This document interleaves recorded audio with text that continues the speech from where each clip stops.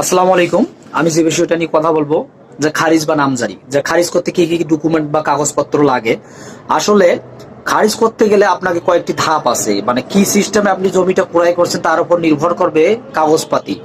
যেমন আপনি যদি সরাসরি রেকর্ডীয় মালিকের কাছ থেকে জমি ক্রয় করে থাকেন, তাহলে আপনাকে খতিয়ানটা লাগবে, আরএস বা বিএস পর্চাটা লাগবে, এবং আপনি যে দলিল মূল্যে মালিক হয়েছেন সেই দলিলটা লাগবে। আর যদি আপনি রেকর্ডীয় মালিকের ওয়ারিশের কাছ থেকে কিনে থাকেন, তাহলে খতিয়ানটা লাগবে, একটা ওয়ারিশ সনদ লাগবে, এবং লাগবে আপনার দলিলটা। আবার যদি আপনি রেকর্ডীয় মালিকের কাছ থেকে একজন জমিটা কিনছে, কেনার পর ওই ব্যক্তির কাছ থেকে আপনি জমিটা কিনছেন, তাহলে লাগবে 92 পর্চাটা লাগবে, ভায়া দলিলটা লাগবে, এবং আপনার নিজের দলিলটা লাগবে।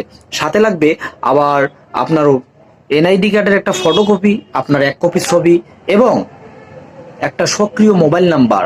এটাই হলে বর্তমানে নামজারি করা যায়। যদি আপনাদের কোনো বিষয়ে জানার থাকে তাহলে কমেন্টে বলবেন, আশা করি উত্তর দেওয়ার চেষ্টা করব। আল্লাহ হাফেজ, আসসালামু আলাইকুম।